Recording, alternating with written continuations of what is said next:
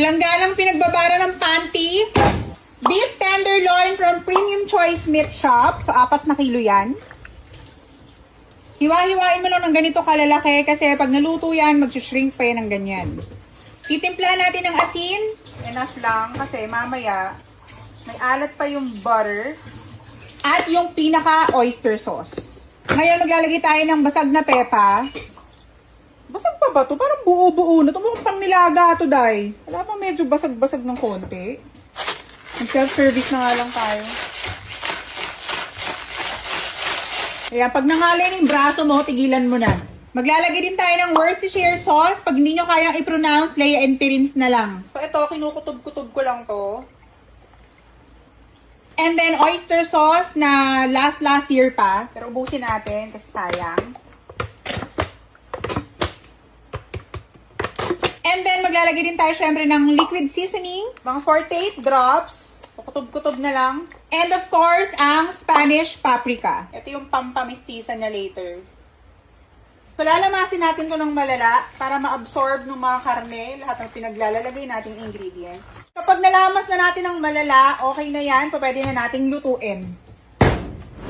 Kawala from Masflex. Oh well. Okay, tip, para hindi masunog yung wangba natin, habang hindi pa ganun kainit yung mantika, ilagay na natin para hindi siya mangitim. So, ilagay na natin yan habang hindi pa siya ganun kainit. So, eventually, maluluto yung bawang natin at haluin natin time to time. Okay, another tip. Kapag ka malapit na siyang magkayumanggi, patayin nyo na yung apoy. Bakit? Para hindi masusunog yung pinakabawang ninyo at hindi kayo magmamadaling tanggalin. So, magpo-continuous cooking pa yan and medyo light brown na siya. Ibig sabihin, naluto na yung bawang pero hindi pa siya ganun kayuwanggi. O hindi pa ganun ka-crispy. So, ayan, katulad yan, pinatay ko na. Tapos, magpo-continuous cooking pa yan kasi sobrang init pa ng mantika niya. So, maghihintay na lang ako ng hudyat para iahon sa kahirapan ang wangba. So, ganito yung atake na kailangan natin, o diba? Perfect kayuwanggi. Kasi kung pinatayin nyo yung pinaka-apoy ng ganito na yung kulay niyan, tapos hahanguin nyo pa, tapos wala pa kayong ganitong klaseng salaan na dakot, ay, asahan ninyo, sunog na yung bawang nyo pag-ahon. Kaya importante na kapag maluluto na o bago pa lang maluto yung bawang, kompleto na yung gamit ninyo. Nakatabi na sa inyo to at saka ito. Para ready to go. Iaahon nyo na lang. Saan sinabi? Bawang pa lang tayo. Pero tip yun. Perfect color! Nagtira lang ako ng konting oil. Yung oil natin kanina, maganda yun pang fried rice o kung anong nibisa ninyo. Tapos ngayon, sasalang na natin tong mushrooms. So, itong mushrooms, buo-buo to. Hinati lang to sa dalawa. Itong mushrooms, ikakayumanggi lang natin to kasi kung hindi natin to masyadong lulutuin, lasang tsinelas.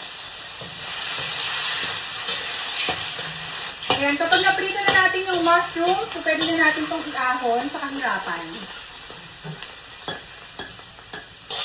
So, naprito na natin. This time, yung baka naman. Olive oil. Yung beef tenderloin natin, by batches natin siya lulutuin dahil hindi ito po pwede lahat. So, yan, kapag na-sear na natin siya ng malala, so pwede na rin natin itong iahon. Sobrang bilis lang. Next batch. Okay, last batch. So, eto na lahat ng baka natin. Ngayon, maglalagay tayo ng sandamakmak na olive oil. Maglalagay tayo ng konting sili para lang may sipa. Tapos, babalik natin yung beef. Yung mushrooms. More Spanish paprika kasi kailangan medyo mamula-mula talaga siya. More Worcestershire sauce. More oyster sauce. And more liquid seasoning.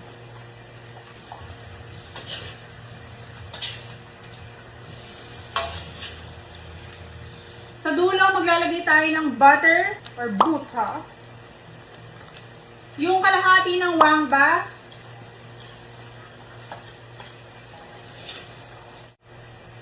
Tapos sa dulo, bago natin patayin yung apoy, mag-squeeze tayo ng lemon. Lemon for the win. Ayan, luto na! Luto na!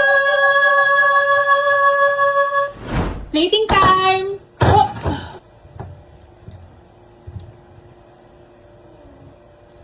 And then, syempre, maglalagay tayo ng toasted wangba at ng lemon. Ito na ang ating salpikaw.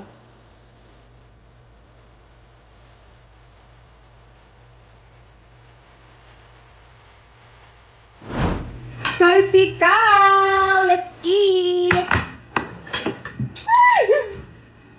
Hoy, Elsa, is na. Ngayon na tayo magla-lunch. Lunch na, dinner na to. Dinner na nga.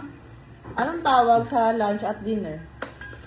Sige, gawan mo ng pangalan. Di ba brunch pag breakfast saka lunch? O sige, anong tawag dito ngayon? Lunner. Lunch.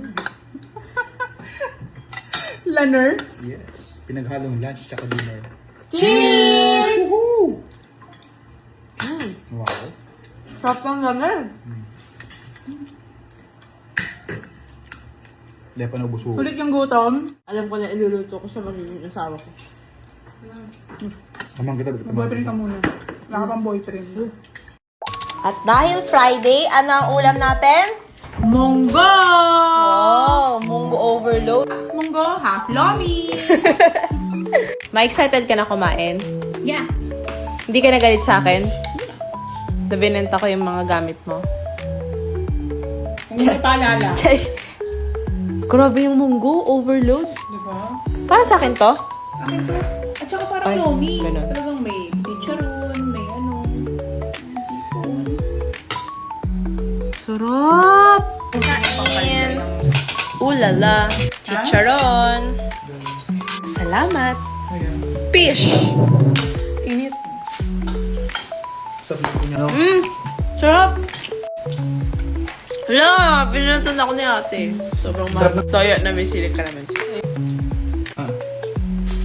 Katuno ka? Baka po gusto niyo itong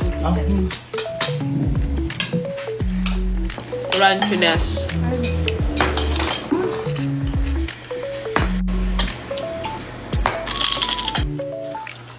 Sobrang tuyo. Ha? Dahil nga tinakot na ako ng mga magulang ko, ibebenta ko na yung mga ari-arian na naiwan nila at syempre ang pinakamamahal niyang aso kaya maghintay kayo kasi magme-mega sale tayo ng mga mask flex, bag, alahas at mga relo nila. Syempre ang tabo niya. Dahil ang sabi sa akin ni mama na hanap niya yung sarili niya sa kalikasan at hindi na sila uuwi, syempre kailangan ko ng panggastos at ng pang-tuition fee kaya naman magme-mega sale tayo ng mga ari-arian na naiwan nila kaya matutuwa kayo dito kasi mga alahas, bagsak presyo na lang. Syempre aanuhin ko malaking bahay ko, mag-isa na lang ako kaya ibebenta ko din yung bahay namin. Kaya naman kung interesado ka, i-message mo lang ako kasi bagsak presyo ko na rin ibebenta yung bahay. Picturean nyo na, i-comment nyo na dyan sa comment section kung ano yung mga mapipili yung items kasi re-replyan ko kayo at ipapadala ko yan sa inyo agad-agad. Unahin ko na itong pinakaminamahal ni Papang sapatos niya. Ayan yung 2 piraso at syempre yung mga pabangong Louis Vuitton, Prada na napakamamahal at hindi ko naman to gagamitin kaya ibebenta ko na lang to sa inyo ng 10 pesos. Ganun ng kamura bakla. At itong pamimikas ng Chanel niya na nabili niya pa sa Japan, hindi ko to palalagpasin. Ibebenta ko lang to sa inyo ng 30,000 kasama na yung wallet. O diba talagang mega sale at di kasama pang cards. At naman sa mga gusto maglayas dyan sa mga magulang din nila, ito yung marirecommend ko sa inyong bilihin nyo sa akin. 40,000 ko lang to ibebenta itong malaking Louis Vuitton na to. Perfect to lalo na kung maglalayas ka. Kung mahilig kang maglande, itong heels na to, bagsak presyo na lang din kasi ibebenta ko sa ito ng 15,000 may kasama pang box. Kung fantasy mo naman si Heart Evangelista o si Small Loud, ibebenta ko sa itong real gold na to ng 60,000. Talagang may kasama pang box at syempre certificate Marie. Kung may balak kang regaluhan yung mama mo, yung papa mo, yung girlfriend mo, dito ka sa akin bumili kasi talagang bagsak presyo na lang kasi may ari hindi na uuwi. At ito mga Philips Stein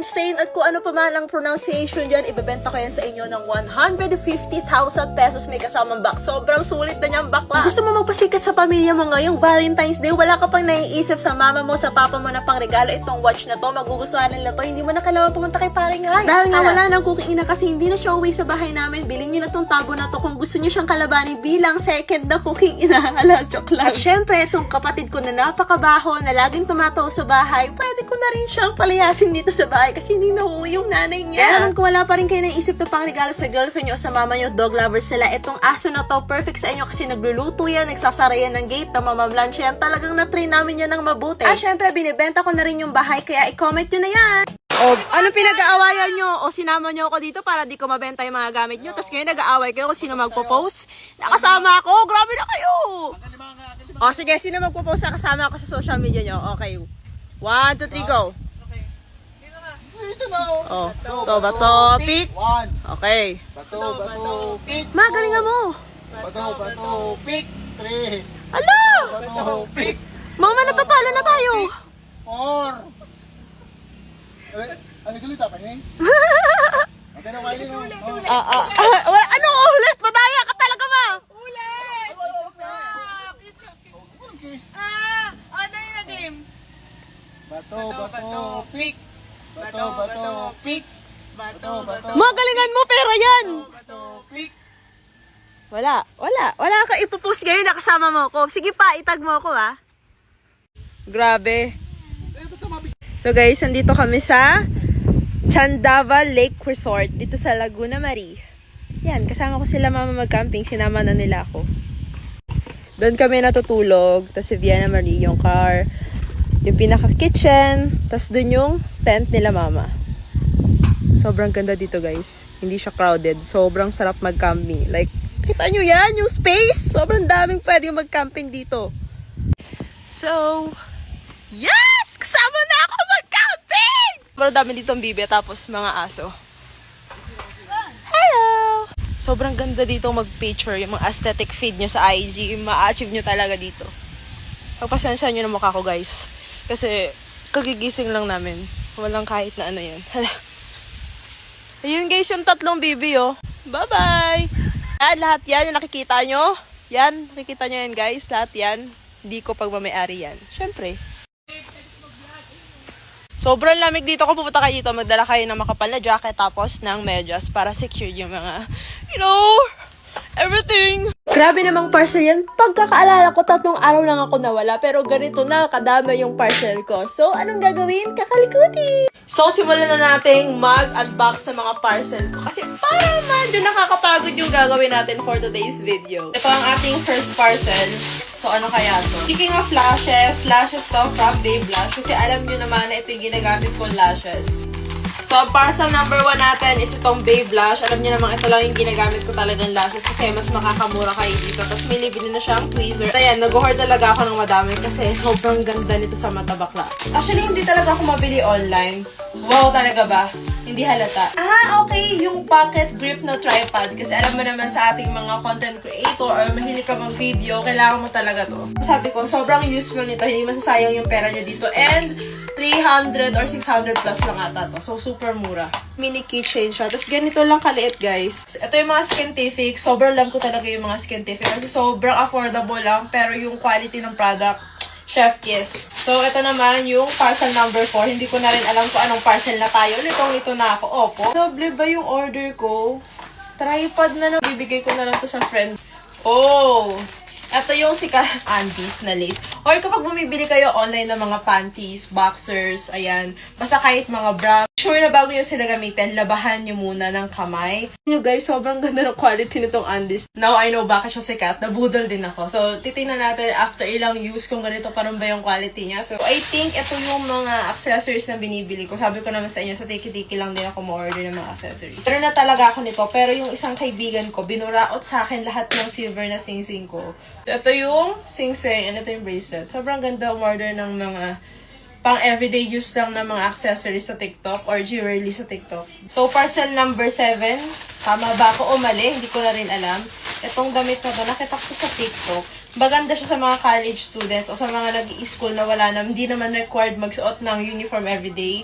Tapos gusto mo mag-show ng a little bit of skin. Ito, sobrang ganda niya. Para siyang, anong tawag dito? Off-shoulder type, pero t-shirt pa rin, di ba? So, na-unbox ko na lahat ng parcel. Iba nilagay ko na sa mga lalagyanan ko. Yung mga lashes. Tapos, syempre, yung favorite kong perfume na Good Girl Night. Yes, nag-hoard ako nito kasi ito lang talaga yung favorite kong perfume.